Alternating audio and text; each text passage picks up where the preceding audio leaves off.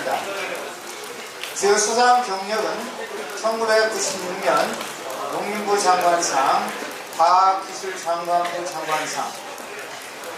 자, 다시 뜨거운 박수로 권대현 박사님을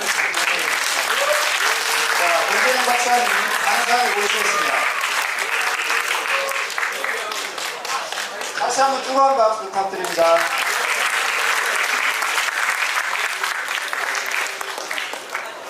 여러분 반갑습니다.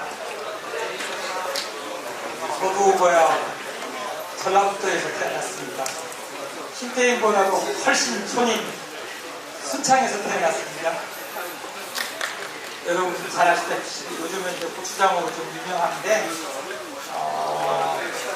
제가 다닐 때까지도 크게 전기도 없는 시골에서 태어나서 자연과학을 하면서 한림원이라고 아까 말씀드렸다시피 우리 과학기술을 우리나라에서 이제 과학기술에 뛰어난 사람들이 선정돼서 모이는 기관이 한림원입니다. 한 500명 정도로 되어 있어요.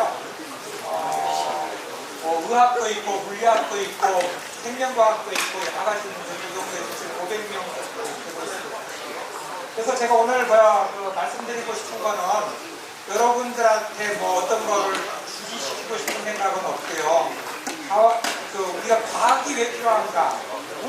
그리고 과학을 이야기를 안 하면은 쉽게 이해되지 않은 부분들이 많을 거예요. 그거 쉽게 이해되지 않은 부분들이 어떻게 이해되어 왔고 역사가 어떻게 되어왔는가에 대해서 말씀을 드리도록 하겠습니다. 여러분 다 지금 고등학생이죠? 지구과학 배우셨습니까? 그러면 우주과학은요? 그냥 같이 배운 거죠? 그 다음에 물리학은요? 물리, 그 다음에 생물, 화학 그런 거에 대해서 어떻게 우리가 물리학이 필요하고 그 다음에 생명과학이 필요하고 그런 것들에 대해서 말씀드리도록 하겠습니다. 자, 그래서 오늘 강연의 내용은 이제 이런 내용으로 할 거라는 말씀드리고요. 아까 한림원 소개를 했기 때문에 간단하게 이제 다시 나오지만은 올해 세계 과학 한림원 서울 포럼이 있으니까 10월 말에 있는데요. 세계적인 과학자들이 다 참석을 해가지고 서울에서 국제 회의가 있습니다. 대부분 이제 아카데미라고 하면은요. 그래서 보이지 않는 걸 또 하는 걸 또 과학이라고 해요. 그래서 보이는 현상을 이해하다 보니까 보이지 않는 현상을 이해해야 되겠다 싶어가지고 만든 게 뭘까요? 현미경 같은 경우가 되겠죠. 현미경을 만들어서 우리가 실질적으로 우리 눈에는 안 보이지만은 다른 파장으로 우리 눈은 볼 수 있는 파장이 많지 않잖아요. 딸기노초 파란보라고 해가지고 우리가 가시광선은 어느 파장이 작잖아요. 근데 파장이 어느 정도 있는데 그보다 작은 걸 파장으로 볼 수 있는 것들이 있다고요.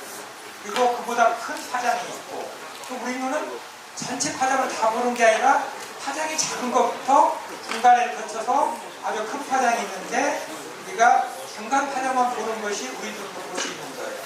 그러니까 우리 눈으로 볼 수 없다고 해서 어떤 사실이라든지 진실이 없는 건 아니죠. 단지 우리가 볼 수 없었다는 거예요. 그래서 이제 과학 발달이 이제 여러 가지가 기계가 발달하기 시작하는 거예요. 우리 눈으로 보지 못한 거를 작은 걸 볼 수 있도록 하는 것들은 뭐예요? 네? 작은 걸 볼 수 있도록 하는 거는 현미경. 파장이 작잖아요. 그리고 큰 걸 볼 수 있는 거는 망원경. 우리 눈으로 볼 수 있는 거는 가시광선이라고 해서 얼마 안 되죠. 근데 우리 눈으로 볼 수 없는 것 중에서 가장 작은 걸 보기 위해서 제일 먼저 발견된 게 현미경이고, 그리고 현미경은 과학 현미경이고, 그 다음에 다시 더 나아가면 전자 현미경들이 보면서 그렇게 이제 발달하게 된 것이죠. 그 전에, 한 100년 전에 우리 눈으로 볼 수 없는 안을 볼 수 있도록 개발된 기계가 있어요. 어떤 거죠? 아니, 우리 눈으로 볼 수 있는데, 우리가 몸 안을 볼 수 있는데, 우리 눈은 안 보지만 몸을 안을 볼 수 있는 것들.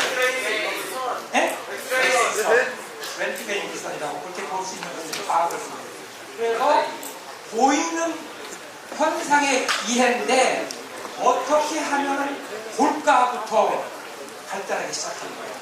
그래서 현미경이 되는 거고, 렌트게에서는 X선이 보이고, 지금은 또 전자현미경으로 보기하고, 그 다음에 또 이제 그 망원경을 보일 수 있도록 하는 거죠. 그래서 과학이라고 하는 거는 보이는 현상의 이해로 보시면 됩니다. 근데 여러분, 제일 진실은, 쉬운 진실은 봐서 쉽게 이해되는 것이 가장 진실이 쉬운 거예요. 보는데 좀 무심이 있다, 좀 이해가 안 된다, 그러면은 그 사람이 설명을 잘 못하는 거예요. 제일 과학적으로 제일 잘 되는 거는 보이는 현상을 쉽게 이해하고 누구나 이해할 수 있도록 하는 게 과학이라고 봅니다. 그래서 그 갈릴레오라는 사람은 진리는 쉽게 이해되는 것이 진리라고 그랬어요. 네? 쉽게 이해되는 것이 진리라고 그랬고, 근데 문제는 뭐냐? 그거를 어떻게 찾는 것이죠. 그래서 보이는 현상을 어떻게 찾을 것인가가 이제 갈릴레오가 이야기를 하면서 과학이 발달하기 시작한 겁니다. 여러분, 요거는 보면은 얼마나 큰 건가요? 거대 과학이죠. 이건 어디죠? 태양계를 말하는 거죠. 태양계보다 더 큰 게 또 뭐라고 그러죠? 은하보다 더 큰 거. 그러니까 얼마나 큰 걸 우리가 지금 큰 어떤 우주 상태에서 사는 것인지 알 수가 있겠죠. 여러분, 요거하고 나중에 조금 보면, 이거하고 나중에 보면 좀 비슷한 게 하나 나오죠. 물리에서. 네?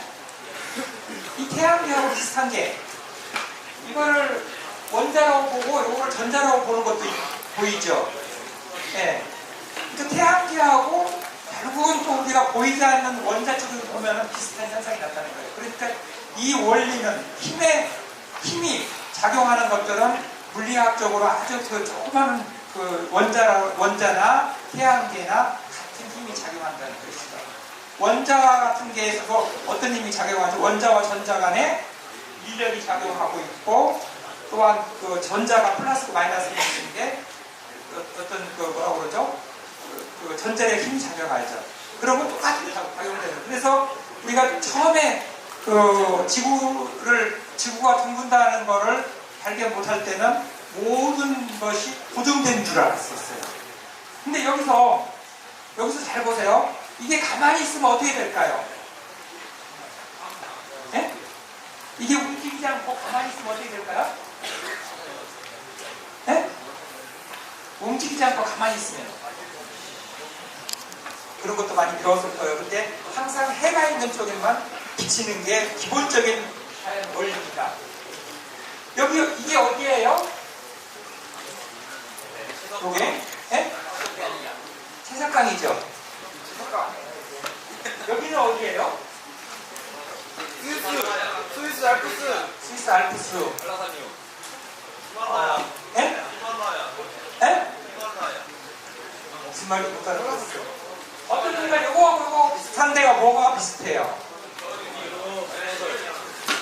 기억이 비슷하죠. 근데 채석강은 그대로 올라와 있는 거고, 이거는 단층이 올라와 있는 거예요. 저기에요.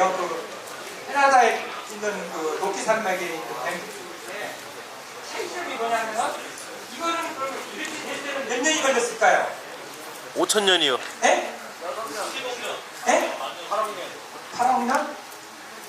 이게 미국 같은 경우는 요게 이제 한 2억 년 전에 올라왔다고 그러고요. 여기는 우리나라는 한 6억 년 전, 한 10억 년 전인데, 그때 델타에 올라왔다고 하지만 이게 쌓인 거는 몇 년이 걸렸을까요? 15억. 모르죠. 사실은 모르는, 정확히 저도 모르지만은 저게 이제 지구과학의 역사예요. 여러분, 지구가 몇 년 됐을까? 64. 다 맞아요. 지금 정확하게 64억이라고 하는 사람도 있고 46억이라고 하는 사람도 있고 50억이라고 하는 사람도 있고 거의 다 맞을 거예요. 그러면은 이게 지구과학 50억 년 중에서 우리 100년은 얼마나 될까요? 세 발의 피어. 5천만 불이 더 되죠. 그러니까 그게 이제 지구과학의 역사라는 거를 보면서 우리가 쉽게 이해하는 부분이 우리가 보이는 현상의 이해라는 거를 보고요. 여러분 또 하나 이제 그러면서 우리가 그 과학을 이해하면서 과학을 이용하게 되는 계기가 있죠. 그 중에서 가장 크게 보면은 이제 비행기 같이 큰 그걸로 발달하는 것이 하나 있고, 또 하나는 마이크로하게 계속 안 보이는 것을 발달하는 것이 있죠.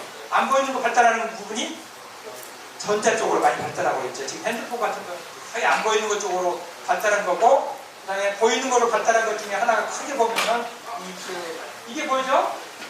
이걸 이용해서 하는 게 비행기죠. 여러분, 배는 뭘로 뜹니까? 부력이라는 게 뭐죠? 밀어 올리는. 그러니까 무슨 얘기냐면은 그 물의 밀도하고 밀도 차이를 때문에 되는 거예요. 그러면 그렇게 쉽게 생각하고, 그렇게 아르키미데스가 부력을 이야기할 때 동양에서는 무슨 얘기를 하는지 아세요? 그러니까 서양 학문은 계속해서 보이는 거라든지 그 다음에 보이는 현상을 이해하려고 했을 때, 동양에서는 똑같은 시대에 논자가 있었어요.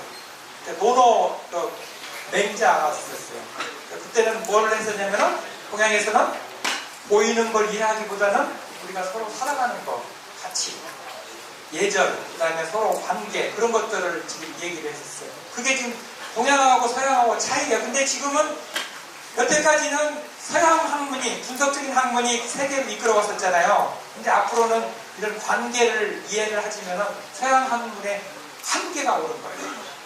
그러면서 우리 인간 관계가 이제 앞으로는 큰 학문이 될 것이다. 근데 그 학문을 할 때 이렇게 어떤 과학적으로 하지 않으면 서로 소통을 할 수가 없는 것이죠. 여러분, 비행기는 왜 떠요? 네.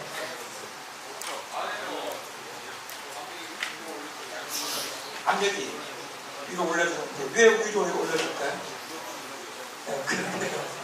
여러분, 혹시 어렸을 때 아버지께서 여러분 베르누이 정리 아시죠? 베르누이 정리 배우셨죠? 안 배웠어요? 안 배웠는데. 옛날에는 파리약 같은 걸 할 때 팔이 이렇게 부는 게 있었어요. 그래서 입으로 불면은 물이 올라와가지고 분무가 되는 그런 현상을 파리약이라고 그랬었어요. 그거 베르누이 정리라고 하는데 무슨 현상이냐면요, 우리가 여기에 지금 일기약이 있죠. 근데 여기에 배롱을 불어가지고 빨리 공기를 통하면 이 부분은 일기약이 안 되는 거예요. 네, 공기가 지나가는 부분은. 그걸 베르누이 정리라고 하죠. 그래서 여러분 비행기가 뜰 때는 날개를 어떻게 하죠? 날개 이렇게 하는데 어떻게 해요? 붙여요. 네? 바닷가요. 제트기가 뜰 때요. 한번 생각을 해봐서 어떻게 하냐면은, 비행기에서 보면은 날개가 나오죠. 그 다음에 비행기가 다시 올라가면 날개를 집어넣죠. 근데 날개가 뺄 때 이렇게 빼요? 아니면 이렇게 빼요? 이렇게 빼죠. 그러니까 날개를 비행기가 뜰 때도 빼고 또 가라앉을 때도 빼죠. 착륙할 때도. 착륙할 때 빼는 거는 왜 착륙할 때 빼냐면은 비행기가 앞에 들리기 위해서. 저항을 많이 가기 위해서 비행기를 날개를 내리는 거고, 이륙할 때는 베르누이 정리를 속도를 많이 내가지고 이걸 이렇게 내리면은요, 여러분 이렇게 내리면은 뭐가 돼요? 공기는 여기서 들어와가지고 같이 여기서 만나야 되죠. 그러면 여기가 더 빠르겠어요? 여기가 더 빠르겠어요? 위에가 빠르니까 양면이 뜨는 거예요. 그러면서 앞으로 가는 거죠. 우리가 뜨게 하는 거는 엔진이 갈 수가 없어요. 이렇게 제트 엔진이 가면서 제트 엔진이 앞으로 가면은 공기가 들어오게 하면서 터지는 거죠. 여러분, 자동차 엔진 아시죠? 엔진을 배웠고, 그 다음에 제트 엔진 배웠었죠? 요즘 뭐, 터보라고 자동차 나오는 거 보셨어요? 터보.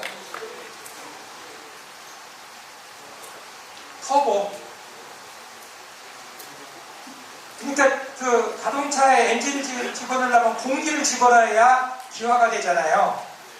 근데 엔진이 돌아가는데 터보는 공기를 미리 압축을 해서 집어넣는 거예요. 그러면 훨씬 힘이 많이 나가게 하는 거예요. 여러분 프로펠러 비행기하고 아까 그 다음에 제트 뭐라고 그러나 그 엔진하고 터보 뭐라고 그러지? 그거 어떻게 다른 거? 제트기하고 어떻게 다른지 아세요?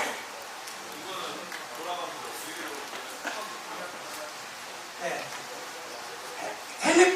헬리콥터는 이렇게 돌아가서 이제 부력을 만드는 거고, 이렇게 돌아가는 비행기가 있잖아요. 그 비행기는 압축 공기가 안 들어오죠. 그냥 이런 지구상에 있으니까. 근데 제트 엔진은 이렇게 프로펠러에다가 싸잖아. 밖에다 싸죠. 큰 걸 싸가지고 압축 공기를 집어넣는 게 제트 엔진이에요. 그 차이예요. 그래서 터보하고 그러면 훨씬 더 힘이 빨라지게 되죠.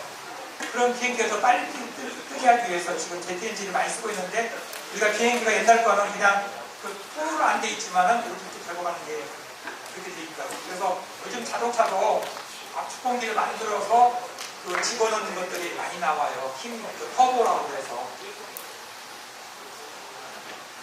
혹시 자동차에 관심 있는 사람 없어요?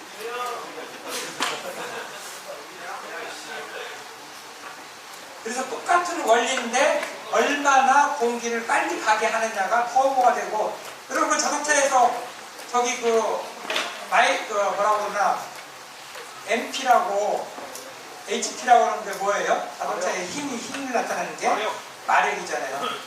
그러면은 터보를 집어넣으면 훨씬 더 큰 마력이 나오는 거죠. 자, 그래서 이게 베르누이 정리인데 이것도 발견할 때는 처음에 아무것도 아닌 것 같았었지만 저걸 발견하고 저걸 이용하게 된 것이죠. 자, 누구예요? 피타고라스.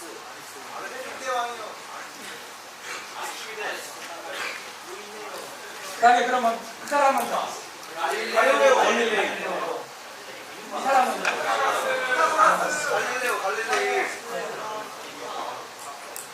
아르키미데스가 이제 주력을 발견했을 때 그거인데, 저때 우리 동양에서는 아까 누가 같이 우리 동양 사상에서는 맹자가 있었다는 얘기예요. 그러면서 그때부터 계속해서 과학이 발달해가지고 그 시대 유럽 같은 경우는 석조로 건물을 짓기 시작했잖아요. 네. 근데 그때 물리를 다 배워서 힘을 배워. 여러분, 물리의 가장 큰 기초는 뭐죠? 뭔가요? 물리의 가장 큰 기초를 배울 때 제일 먼저 배우는 게 힘이죠. 그걸 배우기 시작한 거예요. 그러니까 여러분, 물리를 가장 잘하려고 그러면 힘이 몇 개 있는가를 배우죠. 그 다음에 어디로 작용하는가를 배우죠. 방향을. 그래서 계산을 하잖아요. 그게 물리의 가장 기본적인 힘이에요. 그래서 아까 말씀드린 대로 지구하고 태양하고 관계도 힘만 배우는 거예요. 그 다음에 원자하고 자연과학으로 힘을 배우는 거고요. 그렇게 물리가 가장 큰 거고, 그거를 배우기 시작해서 이 사람들이 물리를 배워서 뭘 배웠냐면 파르테논 신전이라든지 로마에 있는 큰 궁궐을 지키게 되는 거야. 하나가. 그래서 우리는 그전에는 콘크리트가 없었잖아요. 힘을 이용해가지고 아치를 만들고 그 아치의 가운데 있는 것이 가장 큰 중요한 힘이 되잖아요. 그 힘을 내가지고 2층, 3층 아무것도 없는데요. 콘크리트가 없는지 2층, 3층, 6층 막 몇 층까지 지게 되잖아요. 그래서 아르키미데스는 왜 그럴까를 많이 생각을 한 사람이에요. 왜 그럴까? 그래서 자연과학의 가장 이건 물리뿐만 아닙니다. 여러분이 살아가고 생명과학과 지구과학과 그다음에 사회과학을 할 때도 왜 그럴까를 해야 돼요. 왜 그럴까에 퀘스천을 묻고 거기에서 답을 찾으려고 하는 것이 과학자의 가장 기본적인 어떤 그 자세라는 것을 말씀드리겠습니다. 그리고 또 하나는 과학자가 과학을 추진할 수 있는 가장 큰 힘, 원동력은 갈릴레오가 있었습니다. 쉽게 이해되지 않으면 진리가 아니라는 거. 그래서 쉽게 이해되지 않으면 쉽게 이해하려고 노력하는 것이 과학자의 가장 원동력입니다. 힘의 원동력입니다. 그래서 여러분들이 많이 과학 같은 걸 하려고 하면 이게 쉽게 이해되느냐 안 되느냐 뭐 외우지. 저는 여러분들한테 앞으로 외우는 시대는 지나갔다고 보는 거예요. 외워서 대학교는 갈지 몰라도 그 사람이 스스로 뭘 하느냐는 힘은 쉽게 이해되지 않으면 이해하려는 힘이라고 생각합니다. 그래서 갈릴레오가 그 진리는 가장 쉽게 이해되는 것이다. 이해되지 않으면 진리가 아니라고 하면서 모든 그 탐구의 기본적인 힘이 갈릴레오가 나오는 겁니다. 그래서 여러분 항상 쉽게 이해되지 않으면 이해하려고 하는데 거기에서 이제 탐구가 시작된다는 거고요. 그다음에 피타고라스. 여러분 피타고라스가 대단한 사람 같이 보이죠? 대단한 사람 같이 보이죠? 왜? 자기가 제일 먼저 그 얘기를 한 거예요. 피타고라스는 여러분 피타고라스 제2정의를 뭐라고 그러죠? 무조건 또 외워서 대답을 많이 하실 거예요. 피타고라스 제2정의는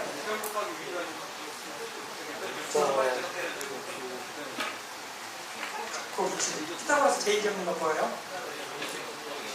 네? 그러니까 제일 쉽게 생각한 거는 피타고라스는 삼각형을 보고 삼각형이 작은 주변의 합이 큰 변보다 항상 크다. 얼마나 쉬운 거예요. 아무나 할 수 있는 거잖아요. 지금 제가 여러분 한번 삼각형 보세요.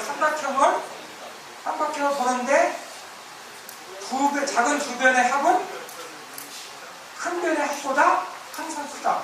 그렇지만 삼각형이 안 되잖아요. 아무것도 아닌데 피타고라스가 그 얘기를 한 거예요. 그래서 피타고라스는 가장 유명해진 것이죠.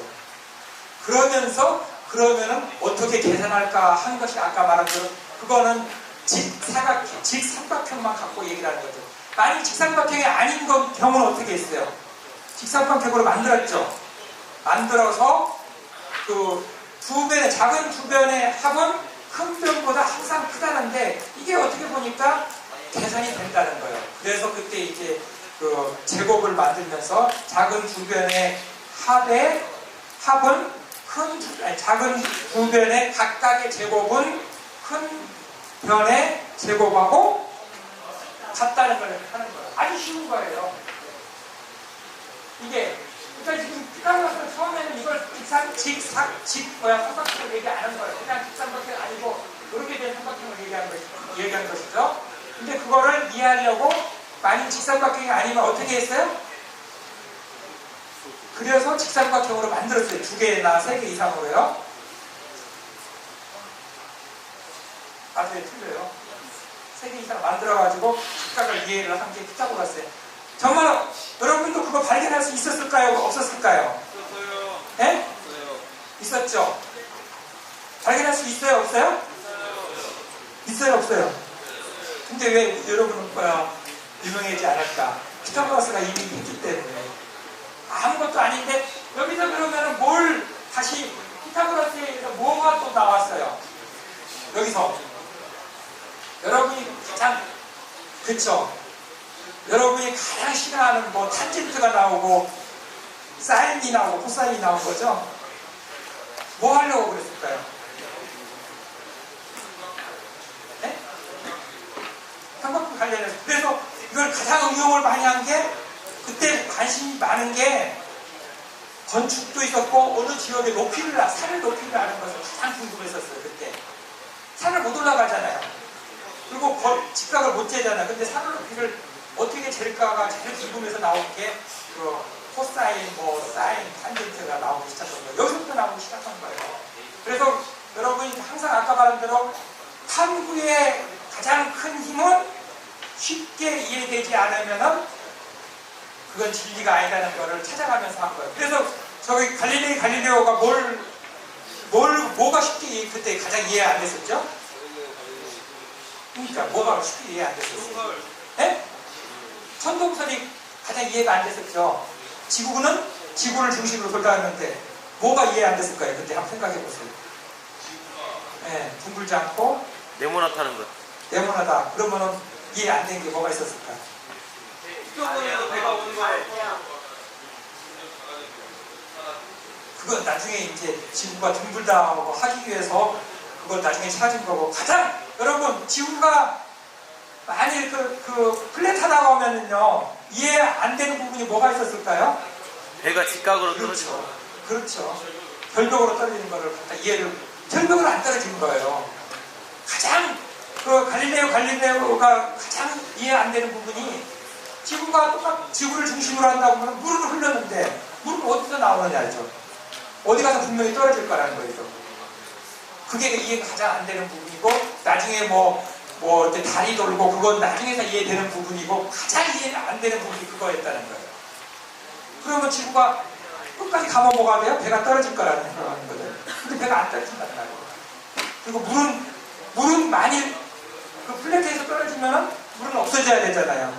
근데 물이 안 없어진다는 거. 그걸 의식을 가지고 찾은 게 이제 천동설이 아니라 지구가 돈다고 지구가 둥글다는 얘기를 한 거예요. 그 사람이 지구가 둥글다는 걸 본 적은 없었죠. 비행기를 타본 적이 없었기 때문에. 근데 그러면서 이해하면서 그때 이제 천동설과 지구과학이 발달하기 시작한 것이죠. 자, 이제 보이지 않는 것의 이해를 아까 했었잖아요. 보이는 거하고 보이지 않는 것의 이해. 여러분 이거 보여요 안 보여요? 눈으로. 아니 안 보이죠. 이게 또 안 보이는데 아까 말한 대로 이걸 보기 위해서 망원경을 개발했다고 했었죠. 그러면서 이걸 뭘로 이해했냐면 물리학으로 이해를 한 거예요. 그 다음에 어떻게 이해했냐? 요거 똑같은 걸로 이해를 한 거예요. 중성자, 양자, 원자 이렇게 이해를 한 거예요. 여러분, 해바라기가 보이죠? 근데 해바라기가 해를 따라가는 거는 안 보이죠? 그 안 보이게 이해하는데, 그때 뭘 이해하냐면은 이때 여기서 이제 우리가 요즘으로 말하면은 그 생물시계 아니면 태양시계라고 해서 우리가 그 단백질이 태양을 따라서 바라본다는 걸 이제 발견하기 시작했죠. 네. 그러니까 이게 바로 생물학이라는 거죠. 생물학이 옛날에 생물학이라고 그러면은 뭐 생태, 그 다음에 뭐 분류, 뭐 그런 걸 많이 썼는데, 지금은 그때는 보이는 생물학이 있었잖아요. 그래서 보이는 생물학을 제일 먼저 보게 하려고 하는 게 해부했었다. 그게 다인 줄 알았는데, 지금은 해부를 해서 그 안에 있는 단백질, 그 다음에 유전자, 탄수화물을 우리가 보게 하는 것이죠. 그 생물학을 무슨 생물학이라고 그러죠?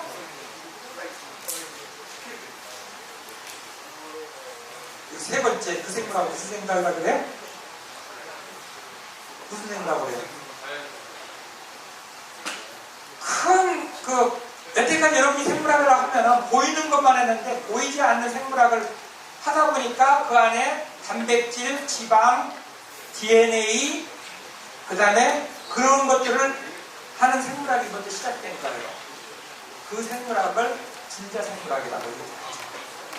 이거 거기서 더 나아갔을 때 유전자라고 생각을 하는데, 이런 것들 지금 이 안에 있는 물질 중에서 해를 바라보게 하는 물질을 찾아내는 것이 지금 생물학 중에서 가장 돈이 많이 들어가는 분야고, 돈이 연구비가 가장 많이 나가는, 지금 정부에서 그거를 연구하는 게 제일 많이 나가는 거예요. 그게 한 예라는 거죠. 이런 것도 옛날에는 이게 나가가지고 쌍떡잎이냐 뭐 애떡잎이냐 그런 걸로만 쓰는데, 지금은 시에서 어떤 현상에 의해서 이게 뚫고 나오는 힘이 생기는 것인지, 어떤 유전자가 하는 것인지, 어떤 단백질이 하는 것인지, 그런 거를 지금 연구하는 것이 가장 지금 요즘에 가장 핫한 생물학이라고 보시면 돼요. 이게 농경학적으로도 보는 거고 그 다음에 다른 걸로도 볼 수가 있죠. 자, 아까 잠깐 얘기했지만은 요거하고 똑같죠? 비행기가 이제 내려야 상륙할 때도 이렇게 내려오는 거예요. 상륙할 때 내려올 때는 이걸로 해서 뭐 때문에 이걸 한다고요? 상륙할 때는 앞에, 그러니까 뒷바퀴가 먼저 내려오도록. 앞바퀴가 먼저 내려오면은 박잖아요. 근데 뒷바퀴가 내려오고 나중에 하도록. 그래서 이거는 순전히 저항을 받쳐주는 거예요. 저항을 강하게 해주기 위해서 저항이 세지면은 그게 이제 앞에 뜨거든요. 근데 착륙할 때는, 이륙할 때는 뭐라고요? 이렇게 똑같이 하는데 워낙 그 강한 터보로 앞에 진행하게 되면은 그때 무슨 일이 발생을 한다고요? 양력이 발생한다고요. 네? 양력이. 여러분, 나중에 비행기 탈 때 한번 비행기 여기 옆에 있으면서 그거 한번 꼭 보세요. 비행기 탈 때 이게 내려오는지 안 내려오는지 한번 꼭 보시라고요. 제주도로 갈 때, 저기 갈 때 그때 이제 어떤 힘이 작용하는 것인지. 그래서 보이는 힘과 보이지 않는 힘을 이해하는 게 자연과학이고 앞으로 과학이다. 자, 이제 생명과학을 얘기를 하는데 그 중에서 분자생물학 쪽으로 얘기를 하면은 그 전에 고전생물학은 뭘 했었죠? 고전생물학은 뭘 했었어요? 고전생물학은 우리가 제일 먼저 많이 한 게 분류를 많이 했었어요. 배추의 품종, 그 다음에 어떻게 생기고, 나중에 멘델이 나중에서 유전학을 발견했었잖아요. 그러다가 그때 인체 같은 경우는 해부를 하는 게 이제 생물학이 됐다가 나중에 이제 이런 분자생물학이 됐는데, 이게 뭐요? 그러니까 생명과학이란 보이는 생명현상을 이해하는 학문이다. 근데 요즘에는 보이는 생명과학을 뭘로 이해해요? 보이는 생명현상을 보이지 않는 학문으로 하는 게 생명과학이죠. 그래서 그 중에 이제 몇 개 가지가 있는데, 그거는 여러분 뭐예요? 여러분 혹시? 네? 네? DNA요? 염색체? 염색사? 네? 누클레오소? 단백질이죠. 네? DNA는 무슨 구조예요? 쉽게 생각하면 배운 거. 나선형이요, 나선형. 이중 나선형이죠. 그래서 단백질은 이렇게 요건 뭐예요? DNA고 DNA가 이게 항상 생명 현상이 있을 때는 자기가 필요할 때는 DNA가 이렇게 짚어가지고 풀어졌다가 나중에 또 필요할 때는 갖고 그렇게 하죠. 그러면서 정보를 갖고 있는 거고, DNA 정보와 비슷한 현상을 지금 갖고 있는 전자에서는 어떤 거예요? 지금 정보학이랑 똑같은 거예요. 그래서 DNA에서 어떤 기능 정보학이 다 나오는 거고, 요건 뭐라고요? 단백질이요. 단백질은 DNA하고 뭐가 다르죠? 유전 정보가 없죠. 유전 정보는 어디서 받아요? 뇌요. DNA에서 받죠. DNA 받아서 단백질이 나오는데, 단백질이 항상 DNA에서 생산하고 안 하고 오는데, 모든 생명 현상의 기초적인 힘을 갖고 있는 거는 DNA예요, 단백질이에요? 단백질이에요. 왜냐하면 DNA는 정보를 갖고 있어. 정보를 갖고 있으면서 단백질을 생산하는 거예요. 그러면 단백질이 일을 하는 거라고요. 단백질 중에서 하나가 가장 우리가 잘 알고 있는 건 효소라는 거 있죠? 효소는 단백질의 한 종류죠. 그 종류가 단백질이라는 거예요. 그래서 단백질의 구조를 보면은, 여러분 혹시 배웠는지 안 배웠는지 모르지만은 이게 헬릭스 구조라기도 하고, 그 다음에 이렇게 이런 것들이요. 이렇게 이거는 베타 시트라고 하는 구조가 형성이 돼 있어요. 그래서 저 헬릭스가 조금이라도 틀어지면은 그 기능을 못 하는 거예요. 그래서 어떤 물질을 자르고 어떤 물질을 붙이고 또 힘을 내고 에너지를 내고 에너지를 옮기고 사람이 이식하고 그 다음에 죽고 그 다음에 배부름을 느끼고 배고픔을 느끼고 모든 걸 뭐가 한다고요? 네? 모든 거를 단백질이 하는 거예요. 그리고 그러면 지방이라든지 탄수화물 같은 경우는 에너지를 저장하는 쪽으로 많이 하고 있어요.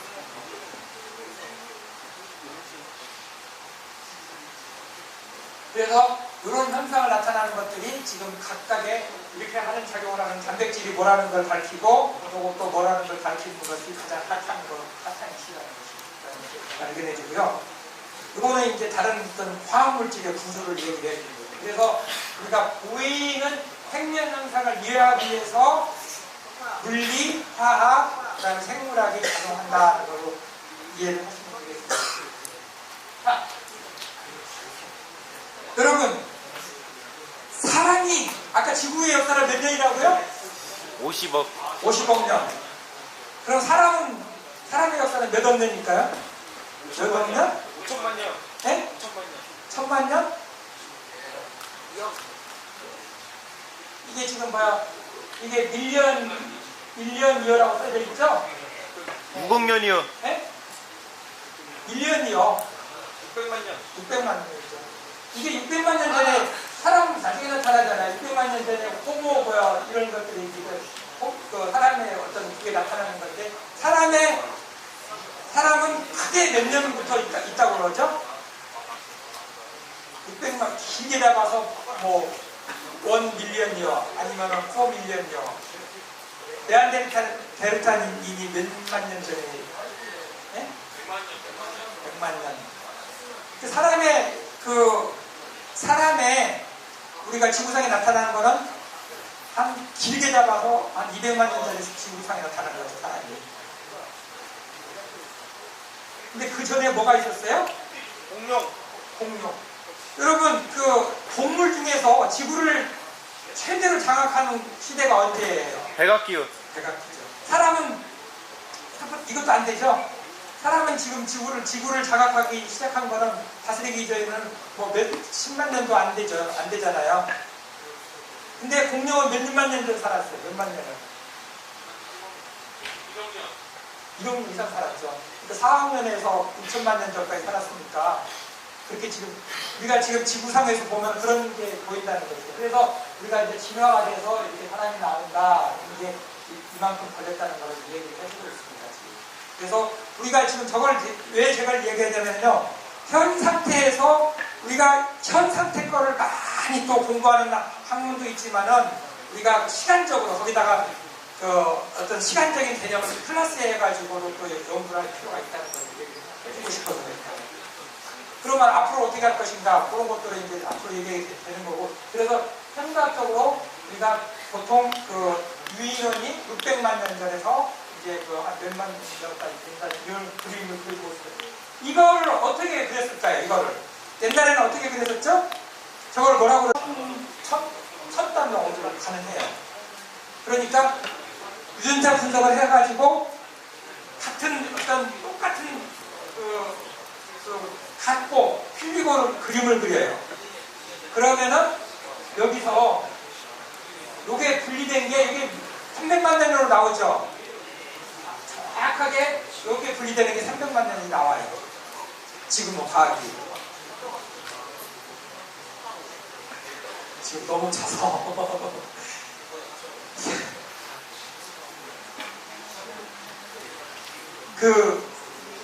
우리 학생, 가지하고 고추하고 분리되는 거를, 유전자를 분석해보면은 비슷하게 나온다고. 근데 나오는데, 유전자 다른 걸 체크를 하면은 몇백만 년 전에 그 가지하고 고추가 분리됐다는 걸 알 수가 있어요. 어떻게 알 수가 있느냐? 화석은 연대를 알 수가 있죠. 화석은 어떻게 알아요? 방사선 그걸로 연대를 아는 건데 그거랑 비교를 해가지고 언제 분화가 됐다는 걸 알 수가 있다고. 그래서 여기서 이게 600만 년 전에 나타나가지고 이걸 이렇게 분리된 건 몇백만 년 전이요? 여기 500, 여기는 300, 여기는요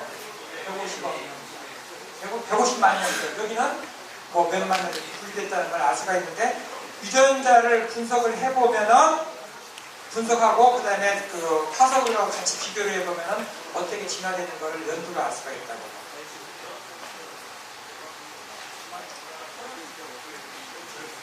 자, 아까 제가 그러면 이제 물리하고 그 다음에 지구과하고 어떤 관계 있는가를 보면은 여러분이 가정을 잘 하면은 지구과하고 물리과하고 거의 비슷하다는 것을 알 수가 있어요.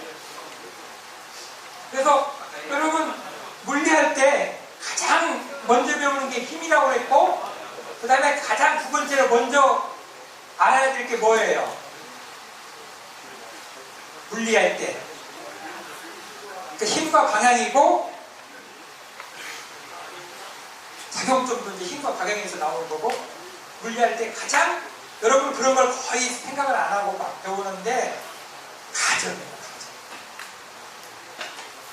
실질적으로 사람이 타고 안 타고 그 다음 사람은 방향도 있고 그런 건데 그거를 물리에서는 전부 없애버리죠. 그 다음에 저항도 다 없애버리죠. 그래서 물리라는 거는 사실은 진공 상태에서만 유지되는 학문이에요. 밖에서 바람이 분다든가 그러려면 대상이 복잡해져 버리는 거예요. 바람이 분다든지 그 다음에 뭐 한쪽으로 뭐가 온다든지 뭐 계산이 안 되는 게 물리. 그걸 전부 물리에서는 뭘로 처리해요?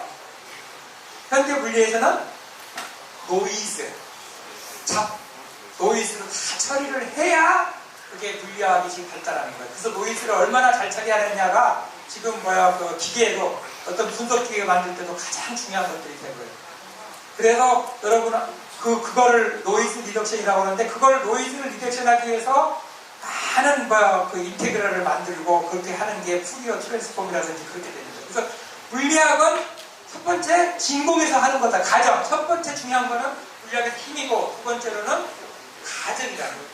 그래서 물리학은 우리가 물리학으로 생물학을 이해할 수 있어요, 없어요? 네? 이해 못해요. 왜냐하면 우리 생각도 다르고 우리 식품에서 먹는 것도 있잖아요. 맛 같은 걸 물리를 이해 못해요. 근데 지금 맛 같은 경우도 물리학적으로 어느 정도는 이해를 해요. 전자가 어떻게 여기서 느낀 것이 바로 이렇게 전달이 되느냐, 전자 전달이 같은 것도 좀 물리적으로 얘기를 하는데 가정을 하는데 전부 여러분 때는 전부 진공이라고 보시면 돼요. 진공이라고 보고 거기서 하나하나 가정이 빼면은 그게 고등물리가 되는 거예요. 하나하나 빼면. 그래서 물리학을 가장 잘 하기 위해서 전자 회사에서는 그 상태를 어떻게 만들죠? 전자 분자크로 할 때는 진공 상태로 만들죠. 그런 것들을 진공 상태 아니고 다른 거 들어오는 건 전부 뭐라고요? 노이즈 리덕션이라고 해서 그런 것들을 하는데 그래서 우리가 물리학을 어렵다고 생각하지 말고 물리는 가장 쉬운 거고 힘의 방향과 모멘텀과 그 다음에 작용과 그런 것들을 이해를 하시면 되는 거지 어려운 학문이 아니라는 거예요. 그래서 물리가 이제 기본적으로 된다는 얘기를 하고 싶습니다. 제가 노이즈 제거라고 얘기했잖아요. 그래서 생명현상은 물리학에서 생명현상은 있는 걸로 없는 걸로 지금도 지구과학에서 천체 과학에서 어떤 생명현상이 있는 걸로 없는 걸로 가져가고 다 지금 얘기를 하는 거예요. 그렇게 하는 얘기를 할 수가 없어요.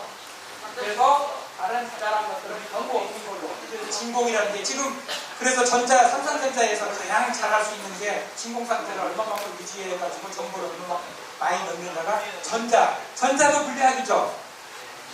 그거 똑같게 간다는 거예요. 자, 그러면 이제 생물학을 또 한번 보면요. 여러분 생태학은 금방 배웠죠? 많이 배웠죠? 이게 고전 생물학이거든요.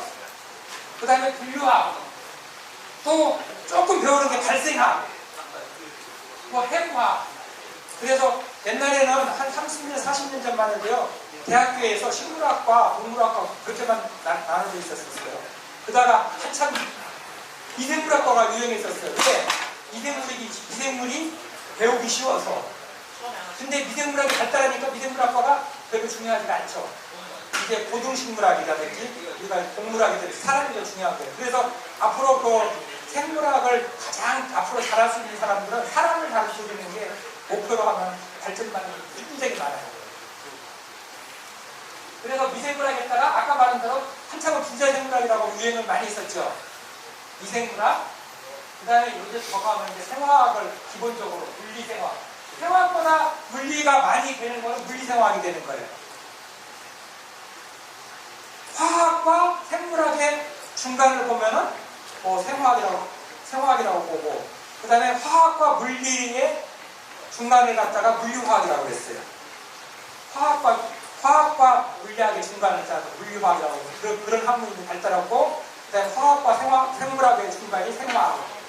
그런 식으로 학문이 발달한 거예요. 그래서 학문이 사실은 이게 다 생명과학인데 이게 왜 이렇게 이름이 붙여졌는지를 한번 이해를 할 필요가 있어요.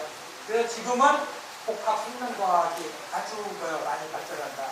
그전에는 현대생물학으로 많이 이해하려고 했는데 지금은 신경, 그 다음에 병, 그 다음에 어떻게 되냐면은 고추가 지구상에 태어나는 게 1900만 년 전에 태어나서 한 1600만 년 동안 진화가 안 돼요. 쭉 있다가 나중에 최근 한 200만 년 전부터 진화가 돼요. 그러니까 이게 한 군데 있어서는 진화가 안 돼요. 근데 이게 이제 스프레드가 되면서 각 나라, 각 대륙으로 가면서 거기에 풍토맞게 진화가 되는 과정으로 이제 볼 수가 있거든요. 그래서 진화라는 거는 항상 어떤 자연 현상에 맞게 진화가 된다든지 그런 게 되는 거예요. 여러분, 사람 유전자가 커요? 고추 유전자가 커요? 네? 네? 고추 유전자가 크기 때문에 물어봤겠죠. 사람 유전자가 컸으면 안 물어보는데, 우리가 그 유전자 분석하기 전까지만 해도 만물의 영장인 어디 사람 유전자가 다 클 거로 생각을 했었어요. 근데 분석해보니까 고추 유전자가 커요. 물론 사람 유전자도 훨씬 작은 게 많죠. 뭐 제브라피쉬라든지 뭐 애기장대 같은 거 훨씬 작고 그러는데 고추 유전자가 큰 게 놀란 거죠, 사람들이. 그래서 왜 그런가를 보니까 유전자가 반복되는 게 있고, 그리고 사람한테 없는 유전자들이 있어요.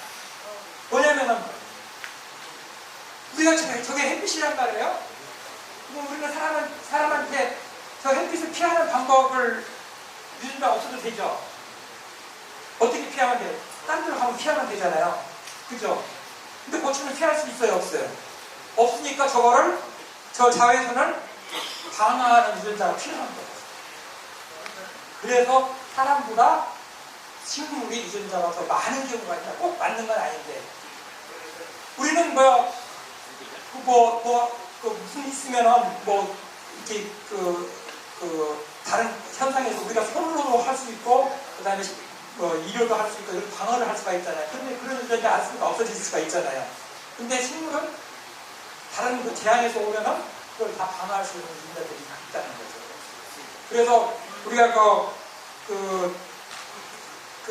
여러분 한번 유전자는 유전돼야 안 돼요. 되죠. 되니까 유전자라고 그러죠. 근데 유전이 돌연변이가 일어나면은 별거 안 좋죠. 암도 돌연변이의 현상에 하나잖아요. 그런데 아까 단백질하고 유전자의 옆에 가지에 뭐가 붙어요. 이렇게 메칠기라는 것이 붙어. 그러면 그것도 이제 유전돼요. 무슨 얘기냐면 사람이 식성이 유전돼야 안 돼요. 왜요? 어느 정도 된다는 거죠. 그게 여태까지 우리가 유전 배우기 전에는 식성은 유전될 것이 아닌 거로 생각했었는데 그 변화된 모디피케이션 되는 것들이 다음 세대까지 미친다는 여러 결과가 나와요. 그걸 갖다가 무슨 유전학?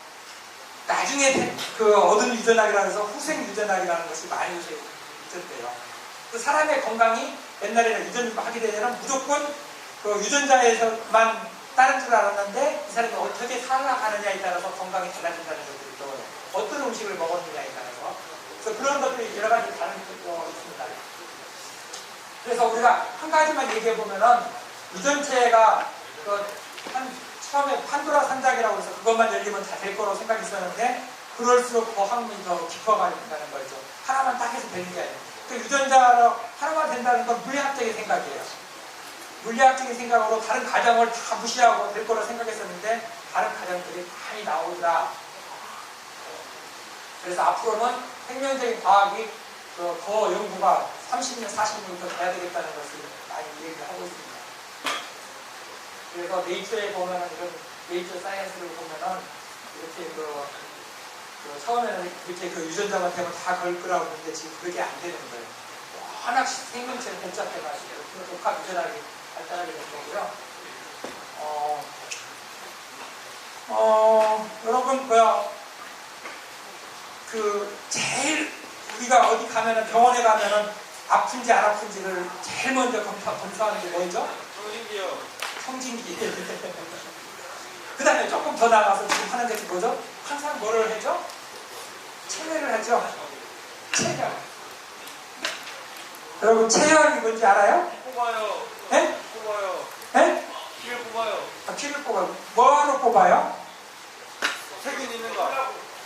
세균 있는 거. 바이러스. 물론 그거 그렇게 세균 있고 피에 바이러스 있으면 아주 심각한 상태죠. 근데 지금 중요한 건 피를 뽑으면은 피 안에 수백만 건의 단백질들이 있어요. 아까 말한 대로 생명연사가 단백질이 작용하잖아요. 그래서 단백질들이 있고 그 다음에 또 하나는 그런 대사 물질들이 있어요. 그러니까 그런 것들을 체크하려고 그 피를 뽑는 거예요. 그러니까 어떤 피를 뽑으면은 이 사람이 그 단백질이 몇 가지가 있어요. 여기 우리 몸체 거의 수십만 더 많은 단백질들이 있는데 그것들 필요에 따라서 분석을 해보면서 지표 단백질들이 생기는 거죠. 그래서 보는 거고 그 다음에 그때 어떤 우리가 대사에서 그 단백질이 뭐를 했다. 그래서 이상한 물질들 단백질 말고 이상한 물질들이 나온 것들을 대사물질이라고 해서 대사물질을 분석하는 것들이 있어요. 그래서 여러분 아까 말한 대로 이게 그 프로테옴이라고 단백질들을 분류하는 것, 분석하는 것들, 그 다음에 이게 후성 유전체라고 보는 거고, 그 다음에 어떤 대사물질들을 하는 학문들이, 이게 그런 기계들이 많이 발전되어 있습니다. 그래서 그거를 해가지고 요즘 많이 연구를 하고 동원을 하고 있고, 아까 말씀드린 대로 최근에 사람의 건강을 좌우하는 것 중에 하나가 우리 몸에 있는 자체 단백질도 중요하지만은 여러분 몸속에 있는 균이 어떤 거냐에 따라서 많이 달라진다는 연구가 많이 돼요. 그러니까 여러분 장내에 나쁜 균이 있으면은 건강에 안 좋고 장내에 좋은 균이 있으면 건강에 좋다는 그런 것들이 많이 나와요. 그래서 어떤 음식을 먹느냐에 따라서 장내 균이 좋은 균이 자라고 나쁜 균이 자라는 것도 연구를 해요. 그래서 요새 미국에서는 뭘 하냐면은 이거 영어를 한번 우리말로 제일 쉬운 말로 해봐요. Fecal Microbial Transplantation. 네, 영어로 얘기했는데 우리말로 뭐라고 해요? Fecal이 뭐예요? 네? 크게. 네. 똥. 그래서 미국에서는요, 건강한 사람의 똥을 건강하지 않은 사람들한테 이식을 하는 연구를 많이 하고 있어요. 그럼 훨씬 건강해진대요. 특히 아토피 같은 경우는. 그래서 이게 이제 마이크로비옴이라고 미생물들이 우리 안에 어떤 것이 작용하느냐에 따라서 건강하고 안 건강하다는 걸 얘기를 해서 미국에서는 정확하게 플랜테이션이니까 이식이잖아요. 피컬이니까 똥 이식을 하는 거예요. 그러면 훨씬 건강하다. 그래서 최근에 나온 논문 중에 하나가 아토피가 많고 안 먹으면 그 사람이 어떤 상태에서 자랐느냐 안 자랐느냐 그리고 장내에 어떤 미생물이 있느냐에 따라 달라진다고 얘기를 하고 있습니다. 그래서 생명과학의 응용은 제가 얘기를 안 해도 될 것 같아요. 기초, 농업, 식량, 의학, 제약, 신약, 식품, 영양, 발효, 역사, 우주, 미래 이래도 앞으로 훨씬 그래서 이런 것들을 앞으로는 복합 생명과학으로 가야 되는데 이게 이제 어떤 앞으로는 생각과 문화, 습관을 없는 걸로 하지 않고 있는 걸로 해서 가져가는 것이 가장 큰 학문이고 앞으로 해야 될 부분이라는 것을 이야기를 하고 싶습니다. 자, 다른 사람 좀 일어나세요. 마지막이니까.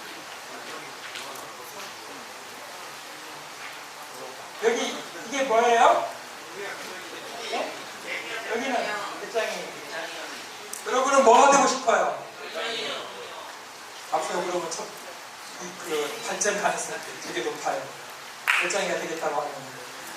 개미가 그러니까 앞으로 우리가 잘하는데 이제 과학 같은 경우는 개미의 어떤 자세는 상당히 지금 발전하는 세포들. 개미라고 하는 사람들은 개미는 어떤 그 공장에서 그다음에 그 기계적으로 일을 할 때는 개미가 필요해요. 어떤 물리적인 힘이 만들 때. 근데 앞으로 여러분이 이제 어떤 앞으로 미래 시대는 개미도 개미가 절대 나쁘다는 거 아니에요.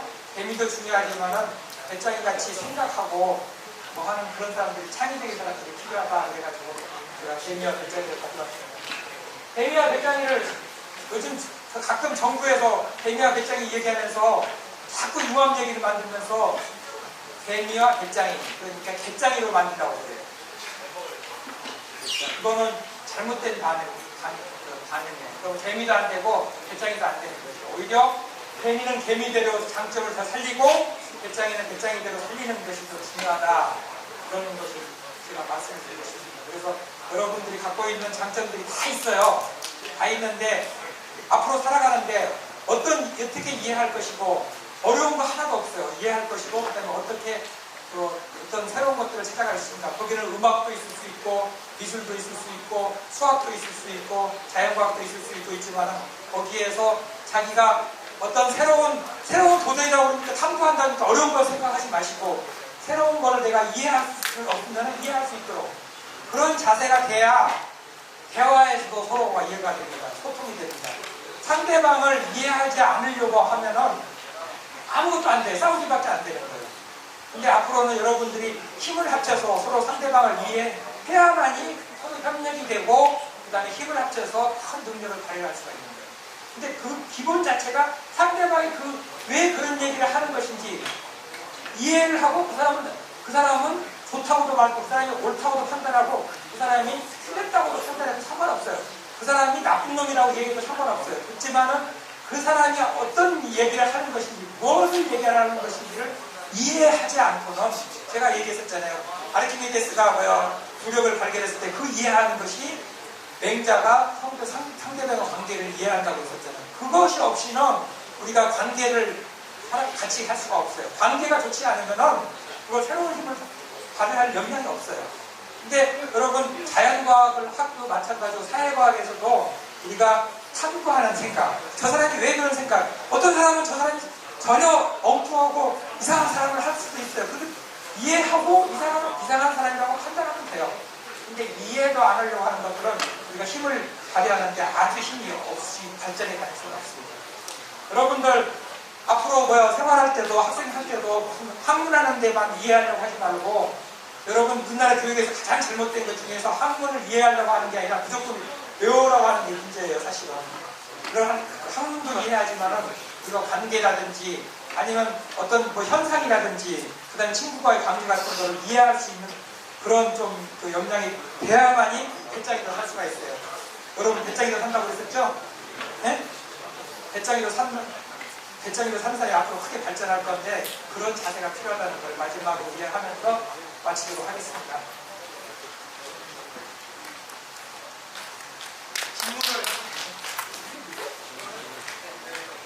권대일 박사님께서 오늘 좀 통찰력 있는 강의를 해주신 것 같아요. 이렇게 박수 한번 응답을 해볼까요?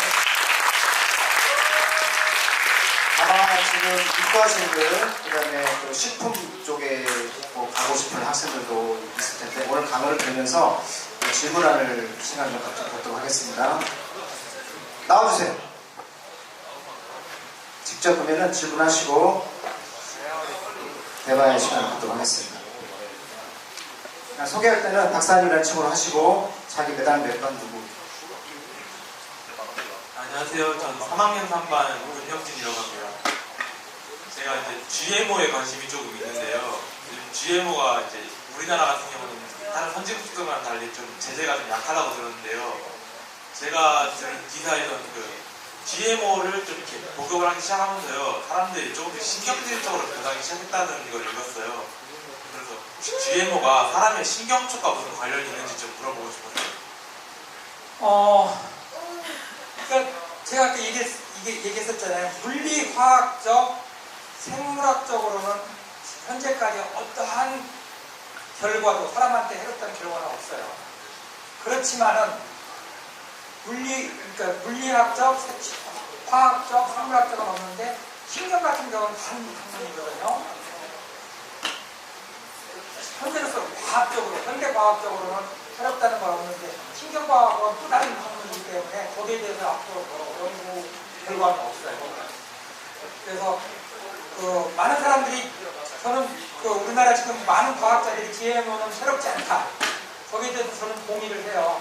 그렇지만은 새롭지 않은데 너 뭐야 GMO 먹을래? 아니면 GMO 아닌 거 먹을래? 선택하라고 그러면 GMO. 그게 심리학적이에요. 그래서 앞으로 학문은 심리학적인 그런 것까지 같이 연구를 해야 되지 않습니까? 아주 어려운 학문입니다. 좋은 질문이에요. 네, 지나가야겠냐? 어? 3학년 3반 이종석이라는데요. 네, 저기 박 교수님께서 서울대 식품공학과를 전공하셨다고 들었습니다. 네, 저도 식품공학과를 진학하고 싶은 입장으로서 두 가지 질문을 제가 준비했습니다. 먼저 첫 번째가 요즘 식품 안전성 의식이 높아지면서 GMO, 앞에서 말했듯이 GMO 식품에 대해서 관심이 높아지고 있는데요. 현재는 대중화가 되지 않았기에 하지만 미래에는 식량이 부족할 전망이 있어서 생산량이 증가할 거로 보이는데 이에 대해 GMO 식품이 안전할지 불안전할지에 대한 견해를 묻고 싶습니다. 네.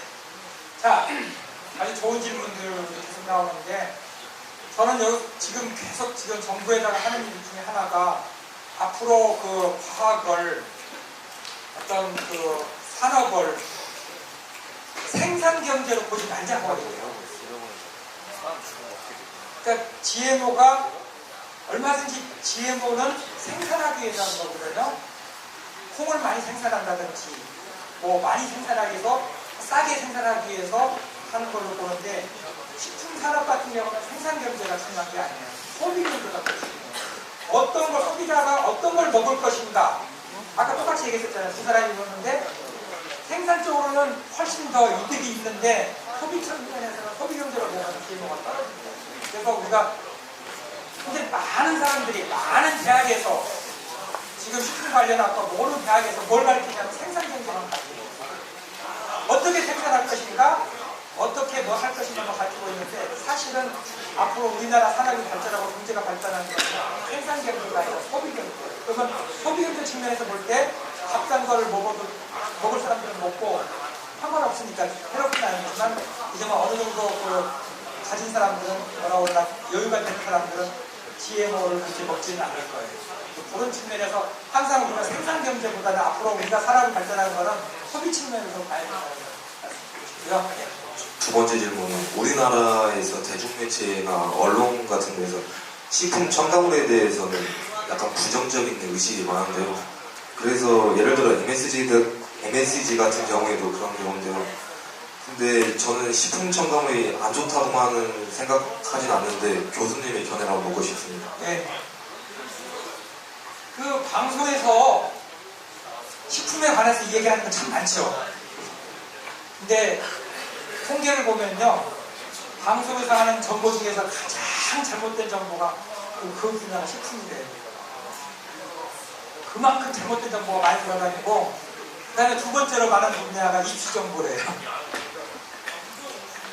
그런데 우리가 그 문제가 왜 문제냐면은 많은 사람들이 식품에 대해서 관심이 그렇게 많으면서도 우리가 아까 말한 대로 이 자연과학적인 생각을 안 하기 때문에 무슨 사람이 얘기하면은 그대로 따라가는 거예요.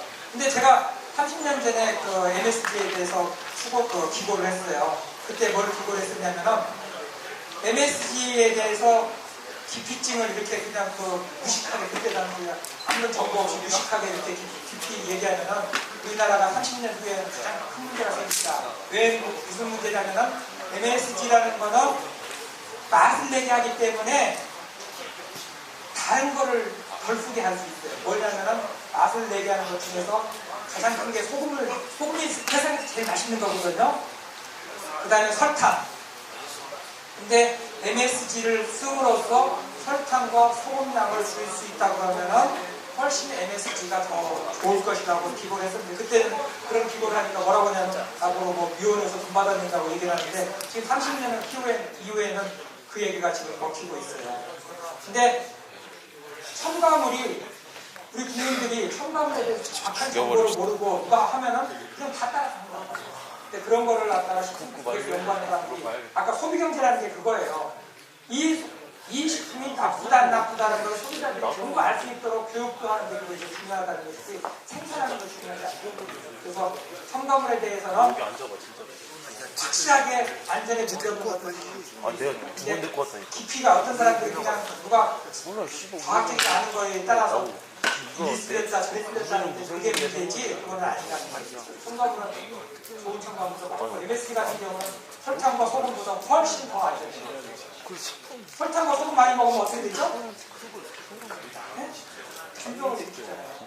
통증에다가 진병 일으켜가지고 뭐 비만, 당뇨, 고혈압 다 이거 있잖아요. 설득하고 가. 그보다는 훨씬 더 효과가 해가 없어요.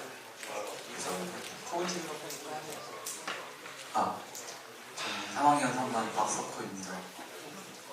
미래에는 고칼로리 음식을 먹어 저희가 섭취량이 적어져서 이가 작아질 것 같은데 인간의 신체 변화가 어떻게 될 것 같으신지? 걱정되세요? 네? 이가 작아질까 봐서. 참 이게 식품도 많이 잘못된 것 중에 하나가 1970년도에요. 미래 예언학자들이 있었어요. 그때 세 가지 예언이 있었어요. 2000년대 가면은 많은 사람들이 고칼로 음식 주머니 하나만 갖고 다니면 먹는 문제가 다 해결한다고 했었어요. 그리고 또 하나는 2000년대 가면은 달나라에 갈 수 있다고 했고, 그 다음에 또 하나 예언 세 개 중에 하나가 2000년대 가면은 전 세계가 2시간대 홍코드기가 그때 69년도가 홍코드기가 파리에서 뉴욕으로 떴거든요. 그렇게 됐다고 예언했었는데 그 예언이 다 틀렸어요. 왜 틀렸냐? 식품의 기능을 단순히 칼로리만 얻는 걸로 생각했기 때문에. 그리고 그때 그 당시에 식품 먹는 시간도 산업화에 저해가 된 거예요. 그래서 식품 발달이 먹고 일하려고만 발전한 거예요.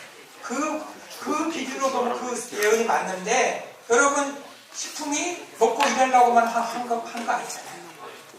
먹고 공부하려고도 해야죠. 여러분 때는 잘 먹어야 공부도 잘 되는 거예요. 근데 오히려 먹고 일하는 사람보다 먹고 노는 사람이 지금 더 많아요. 먹고 노는 사람들에 대해서는 그런 식품 발달 방향 완전히 틀린 거죠. 그래서 앞으로 고칼로리로만 가겠다, 식품이 간다, 그거는 예언이 틀린 거예요. 사실 고칼로리로 가는 게 아니라 지금은 칼로리가 부족해서 문제가 아니라 칼로리가 남아도 그래서 문제예요. 그래서 기능성이라든지 영양성이 있는지 그런 칼로리 시대이기 때문에, 물론 한 200만 년 지나면 이거 작아질 수 있겠죠. 걱정 안 해도 돼요. 안녕하세요. 저는 3학년 김용길입니다. 요즘에 다른 종끼리 유전자 조합을 하는 것처럼 인간과 말이 유전자 조합을 하면 어떻게 되는지.